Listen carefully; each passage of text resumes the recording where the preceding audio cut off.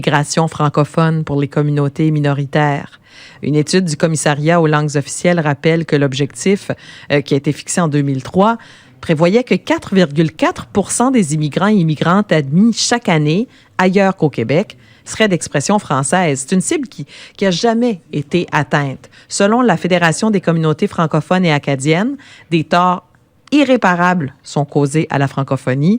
La présidente de la FCFA, Liane Roy, était l'invitée de Michel Brideau hier au Téléjournal.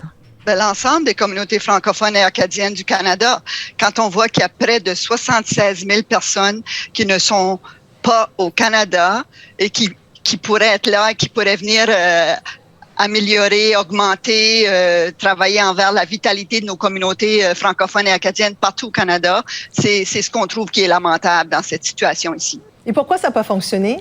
Je pense qu'il faut avoir des politiques d'immigration francophone, comme vous le savez, dans les amendements qu'on demande au projet de loi C-32 pour la modernisation de la loi sur les langues officielles. On demande une politique sur l'immigration francophone qui va justement venir réparer ces torts-là. Mais on veut que cette politique-là soit visée vers le rétablissement du poids démographique. Donc ça, c'est un des moyens qui n'existe pas encore. Il faut aussi donner aux communautés. Je pense que là, c'est la preuve qu'après toutes ces années-là, vu que on n'a pas augmenté le nombre et qu'on a raté la cible. Je pense que c'est le temps qu'on donne, via cette politique-là, qu'on donne aux communautés l'autonomie et les ressources nécessaires pour justement la promotion à l'étranger, le recrutement, la sélection d'immigrants et d'immigrantes, ainsi l'offre de services d'établissement par et pour les francophones partout au pays. Parce que on le voit, c'est clair, la manière qu'on fonctionne maintenant avec le ministère, ça ne fonctionne pas, ça donne pas les résultats escomptés. Donc, c'est important qu'on puisse réagir et travailler ensemble pour justement aller chercher un plus grand nombre de francophones. Alors, pourquoi est-ce que vous pensez que cette fois-ci, le gouvernement va vous écouter ou adopter une stratégie qui, selon vous, serait meilleure, alors que depuis 20 ans, ça n'a pas fonctionné?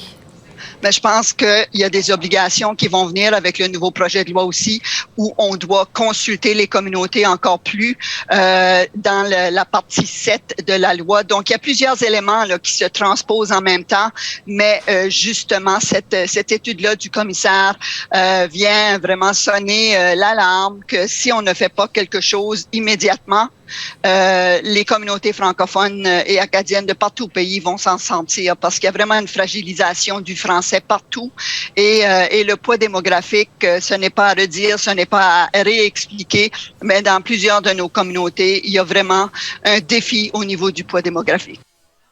C'était Liane Roy de la FCFA et d'ailleurs au Nouveau-Brunswick, la Société de l'Acadie du Nouveau-Brunswick a aussi voulu prendre position sur ces cibles ratées et fait des propositions intéressantes qui vont jusqu'à la dualité en immigration. Alors, c'est certainement un dossier qu'on va suivre. Dans un petit peu moins de 2 minutes, Ghislain sera là avec le tour de l'actualité chez nous, au Nouveau-Brunswick. À l'échelle du pays, national, international, on parle beaucoup de l'impact du nouveau variant Omicron sur le voyage. Des frontières qui se referment et des tests et des mesures de sécurité qui se multiplient. Au Canada, des tests à l'aéroport pour tous les voyageurs vont commencer, sauf ceux qui arrivent des États-Unis. Donc, c'est une mesure obligatoire qui va s'appliquer aussi bien aux Canadiens qu'aux ressortissants étrangers. Reçoivent donc à l'avenir des tests à l'aéroport et doivent s'isoler jusqu'à ce qu'on obtienne les résultats. Et c'est pas juste les personnes qui arrivent des pays qui ont été les premiers à identifier ce variant et là où on a recensé les cas du variant, mais le test à l'arrivée sera réalisé aux frais du gouvernement canadien. Toute personne qui arrive de l'extérieur du Canada, à part des États-Unis, pourrait être étendue aux frontières aériennes, des frontières aériennes aux frontières terrestres du pays, y compris les États-Unis à un moment donné, a dit le ministre Duclos. Alors ça, c'est quelque chose qui est évolutif. Donc, à partir d'aujourd'hui, par ailleurs, les ressortissants étrangers qui viennent du Nigeria, du Malawi, de l'Égypte ou qui ont transité par ces pays ne pourront pas entrer au Canada. C'était déjà le cas pour ceux qui avaient séjourné dans 7 autres pays d'Afrique au cours des 14 derniers jours, dès qu'on a parlé d'Omicron, là. Et alors, c'est certain qu'il va y avoir d'autres développements à ce chapitre-là. Et par ailleurs, le gouvernement avait donné un petit moment de grâce là, aux compagnies aériennes pour l'obligation de présenter une preuve vaccinale. Et c'est à compter d'aujourd'hui, pas juste par avion, mais par train, dans les transports intercanada, là, dans le Canada. C'est obligatoire de présenter la preuve vaccinale. Alors voilà pour les dernières nouvelles pour les voyageurs. Chez nous maintenant, il est 6h30. Le premier tour de la plaie au Nouveau-Brunswick qui commence, Ghislain, avec le nombre de cas actifs de la COVID-19 dans la province qui redescend sous la barre des 700 cas. Oui, et ce, après avoir frôlé les 800 cas, je vous dirais, durant la fin de semaine. Au moment où on se parle, on en recense 666.